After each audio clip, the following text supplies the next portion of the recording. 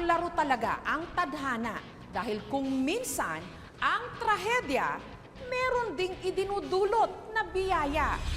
Sa ilalim ng puno ng balete dito sa bayan ng Siaton sa Negros may nagkukubling paraiso. Hugis collarbone ito mula sa Himpapawid.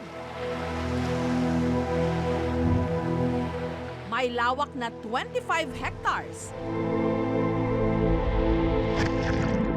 At lalim na aabot hanggang 250 feet. Ito ang Lake Balanan. Payapang-payapa ang lawa. Sinong mag-aakala na resulta pala ito ng trahedya?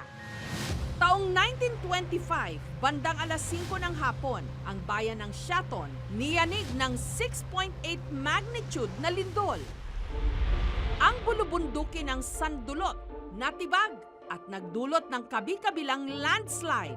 Ang mga tipak ng lupa at bato mula sa landslide bumara sa magkabilang dulo ng ilog Sandulot kaya natrap ang tubig sa loob nito. Dati to, lupa to pero hindi yun ganun ka sikip. Maluwag to. Parang sa gilid may mga nakapaligid na bakilid. Nani din, nagun siya dalan. Dalan papunta sa Siaton. Ang dating ilog, naging lawa. Kaya ang tagurin nila rito, handsome catastrophe. It was a blessing na nangyari din yun dahil nabuo yung lake. 50 pesos lang ang entrance fee kada tao. Makakagala ka sa kalapit na Balanan Lake. Ang parating pinupuntahan ng mga turista ang nabuo mula sa lawa na 2 freshwater pools. Pwedeng mag-paddle boat at zipline sa halagang 150 pesos.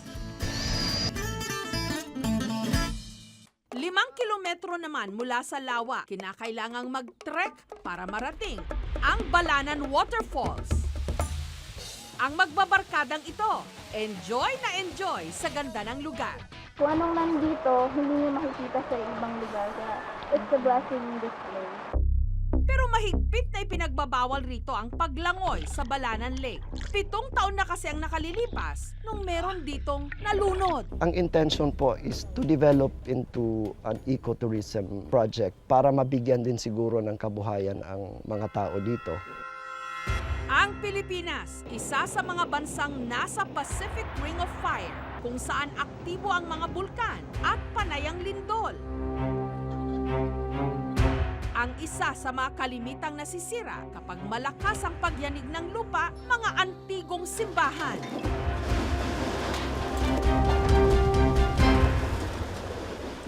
Pero ang simbahang ito sa Ilocos Norte, earthquake resistant daw sa tibay.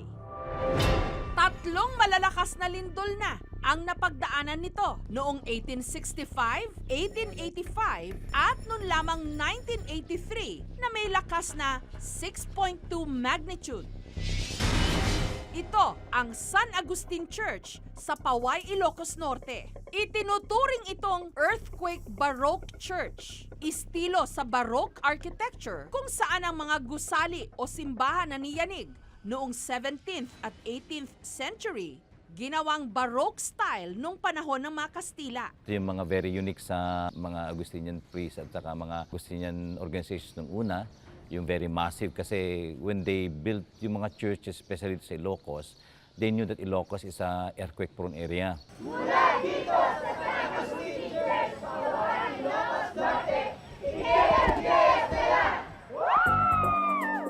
Ayon kay Monsignor Joey Ranjo, ang mga ginamit daw kasi na materyales na coral stones ang nagpapatibay sa simbahan. Kapansin-pansin din sa gilid ng simbahan ang 24 na makakapal na buttresses na nagsisilbing suporta ng simbahan. Both side may suporta talaga siya. Kaya kahit mag-shake ang lupa, meron siyang panlaban doon sa shake. Sa side kasi ng Paway Church, may parang stair, massive stair papunta sa taas. It's not only for aesthetic purposes, para dalhin yung mga material sa taas. Para rin daw iwas disgrasya tuwing may lindol, ang bell tower ng Poway Church nakahiwalay. Yung napakalakas na lindol, at least kung may mga taong nagsisimba sa loob, hindi po sila mababagsakan ng estrukturang gumuguho. Sa tibay ng simbahan, kapag lumilindol nga raw, ito ang nagiging takbuhan ng mga tao. To seek refuge to God, and the best place is sa church pa rin. Although hindi nila iniisip yung stability or yung structure itself, but the place in where God is, yung ang iniisip nila. Sa gitna ng mga tumatamang kalamidad ngayon sa Pilipinas, ang pinakamatibay pa rin daw nating sandata, bukod sa paghahanda, pagdarasal. Ang pagsabog naman ng Bulkang Pinatubo noong dekada 90, kinalaunan, nagdulot sa Zambales ang isang matatawag na beautiful disaster. Kabilang narito ang Talisayin Cove. Hindi raw talaga ito mabuhangin noon, pero dahil sa mga ibinugang ashfall ng bulkan, nagkaroon tuloy ng magandang buhanginan ang Talisayin Cove. Isa sa mga nangangasiwa sa Talisayin Cove, ang pamilya ni Catherine. Dala nung nangyaring Pinatubo, yung iba pong family lumipat sila sa bayan na mas komportable at sigurado sila sa magiging means po ng kanilang pangkabuhayan. Dahil nga po hindi natin inaakala na isang araw ay magiging isang sikat na tourist destination ang Talisayin Cove, may mga pamilya pong ibinenta na ang kanilang mga ari-arian. Dahil sa mga nakapalibot ditong bundok, ang alon mahina lang. Kaya mas ligtas din itong languyan.